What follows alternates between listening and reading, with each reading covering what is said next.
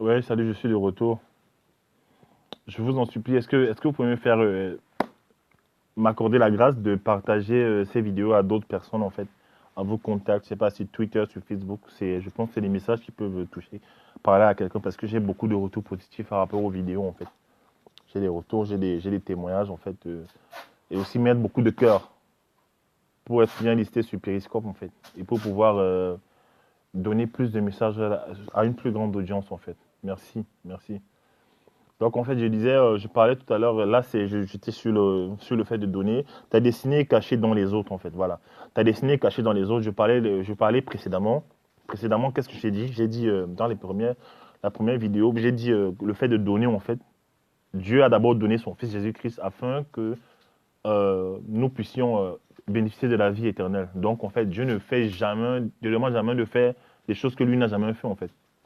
Quand un père demande à un enfant de faire des choses que lui-même ne fait pas, en fait, c'est un père irresponsable.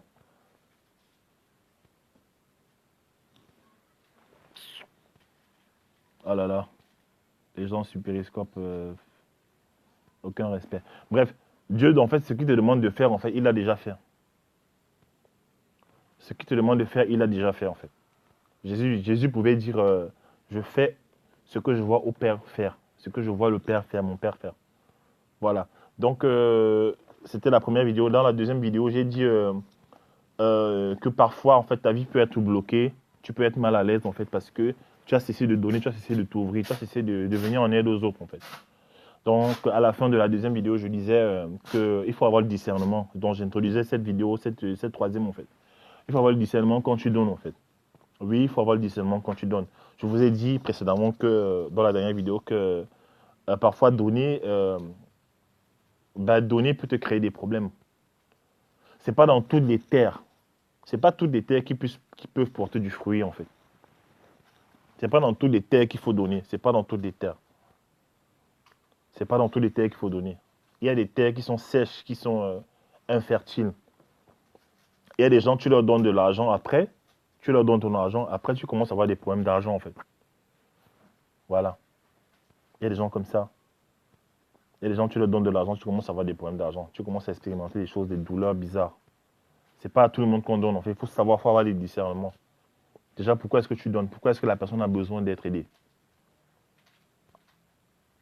Dieu aussi ne donne pas n'importe comment. Voilà un exemple par exemple. Merci Seigneur.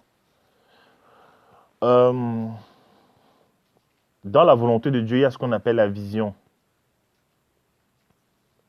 Si tu me fais des belles photos, je te donne de l'argent. J'ai besoin des photos pour mon site internet. Raphaël, je vois que tu es un photographe, tu es un collègue. Si tu me fais des super photos, je te donne de l'argent. Mon adresse email est écrite sur mon statut.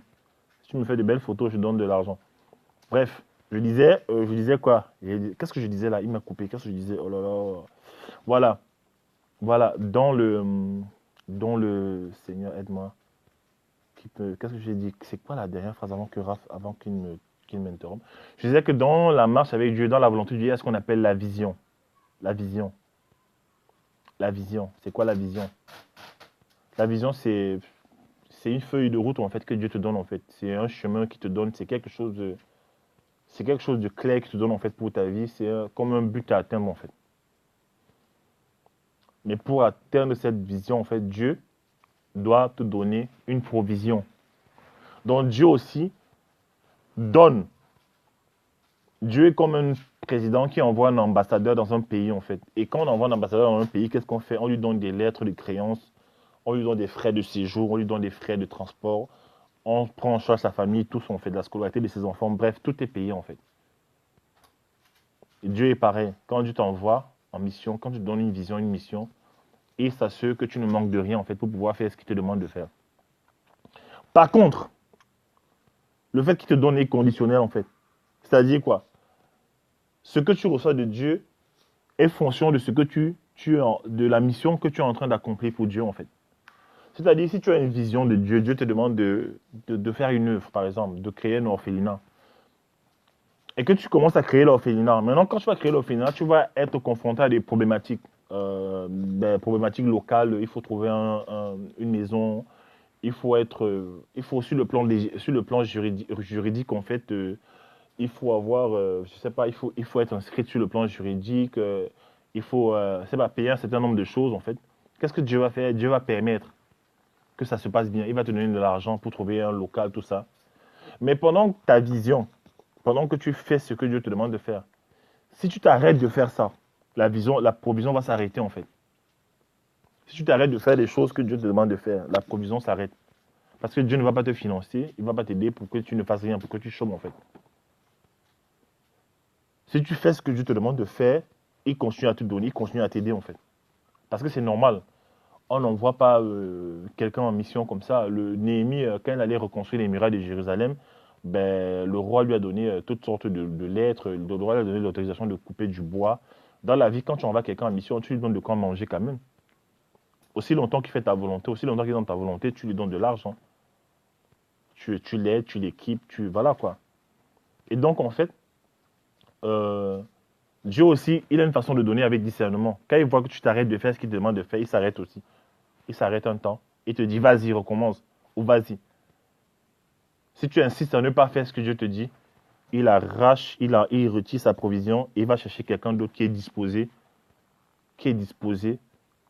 à faire son œuvre, en fait. Et il court avec cette personne. Et toi, il te laisse là, en fait. Il te laisse en freestyle, comme on dit. Il te laisse en freestyle. Il te laisse là. Tu commences à végéter. Tu commences à manger les herbes végétées. Tu commences à végéter. Merci Seigneur pour les tournures. Bref, c'est ça. Et donc, en fait, ta destinée est cachée dans les autres. Donc, je disais, il faut avoir le discernement. Ta destinée est cachée dans les autres.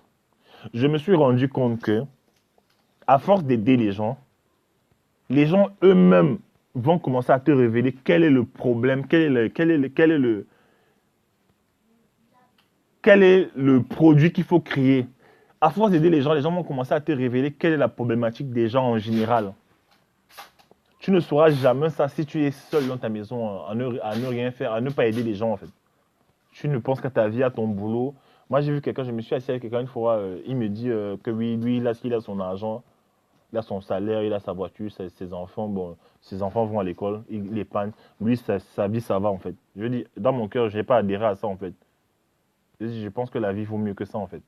Tu vas venir sur la terre pour étudier, avoir un travail, épargner, te marier, faire les gosses, envoyer les gosses à la maison, à l'école, pardon. Maintenant, manger l'argent, aller en vacances et après tu meurs. Non, non, non, non, non, non, non, non, non. Si c'est ça, si Dieu t'a créé pour ça, ben, il n'avait pas besoin de te faire venir sur la terre. Je sais pas, c'est trop limité, c'est trop réducteur en fait. C'est donc que ta destinée est cachée dans les autres, dans ce sens en fait. Tu as un but plus profond que ça. Tu as une solution à un problème sur cette terre. Tu as une solution à des problèmes sur cette terre. Dans cette génération, tu as une solution à des problèmes. Il faut trouver. Ta présence sur la terre répond à un problème urgent. Ta présence sur la terre répond à des problématiques terribles. C'est pourquoi parfois, quand tu es devant ta télé, tu regardes une émission, tu vois des enfants qui souffrent. Ça te met mal à l'aise. Tu as envie de pleurer. Tu vois des couples déchirés, ça te fait pleurer. Tu vois des choses, des fléaux, ça te fait mal. Les choses qui te font mal peuvent laisser les autres indifférents. Tu es né pour aider les autres. Ta destinée est cachée dans les autres. Donc, en fait, plus tu aides des gens, plus les autres vont te révéler, en fait, ce dont les gens ont besoin en général. Et maintenant, c'est toi, maintenant, en apportant les solutions pour ce dont les gens ont besoin en général, ta vie change, en fait. Le pasteur américain Creflo Dollar disait que pour t'enrichir, c'est simple. Pour t'enrichir, il n'a pas dit que c'est facile, hein, il a dit que c'est simple. Il faut faire la différence entre simplicité et facilité. Il a dit pour t'enrichir, c'est quoi? C'est que tu regardes la société, tu cherches les problèmes et tu apportes des solutions. On donne des chèques à celui qui apporte des solutions, là où il y a des problèmes. Parfois, tu vois quelqu'un cherche le but de sa vie. Non, regarde dans ta vie, regarde autour de toi. Quel est le cri de guerre? Quel est le cri qui monte tout le temps? C'est quoi les cris? Qu'est-ce que les gens... C'est quoi ces choses pour lesquelles les gens soupirent? Toi, tu apportes la solution. Et voilà, c'est à toi qu'on donne des chèques, en fait. Voilà, c'est ce que je voulais dire, en fait. Ta destinée est cachée dans les autres. Ta destinée est cachée dans les autres. Ta destinée est cachée dans les autres. Tu aides les autres, ta vie avance. Tu pries pour les autres, Dieu t'exauce aussi. Dieu t'exauce aussi. Tu, euh, tu aides les autres avec ce que tu as et ton argent, tu seras aussi aidé. Je disais souvent aux gens, par exemple, Je dis souvent aux blogueurs sur Facebook. Moi, je ne comprends pas. Les gens ont des stratégies. Pourquoi vous n'allez pas sur Facebook, en fait?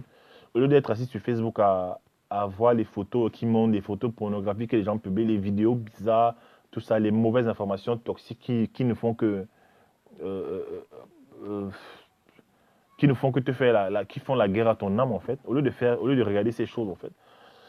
Ben, publie les paroles d'encouragement, publie les paroles qui bénissent. Moi, mon Facebook, j'ai décidé de dédier mon Facebook. Avant, il était très personnel, mais maintenant, je l'ai dédié à la parole de Dieu. Je libère les messages, je donne. Et ça touche la vie des gens. J'ai tellement de témoignages, en fait. Dieu m'utilise dans ce sens, en fait. Donc, il faut donner ta vie pour les autres.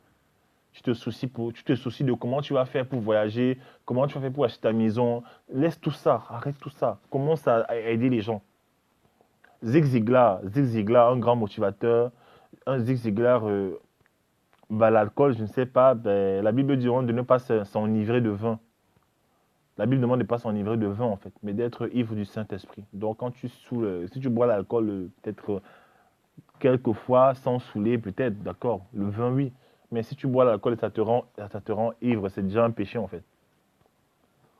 Voilà. Plus tu publies pour les autres, plus. Déjà, voilà ce qui se passe.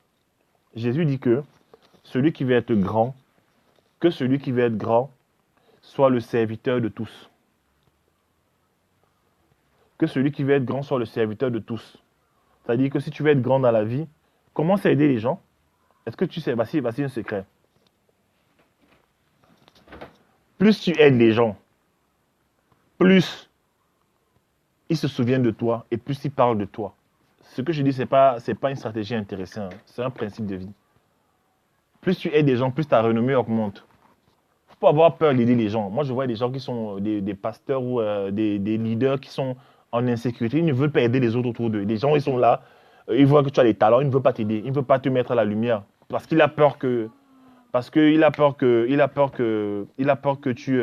Il a peur que tu fasses quoi? Que tu prennes sa place, en fait. Voilà. Je m'arrête là pour une quatrième vidéo tout à l'heure. Donc, en fait, tu aides les autres. C'est ça. Portez-vous bien.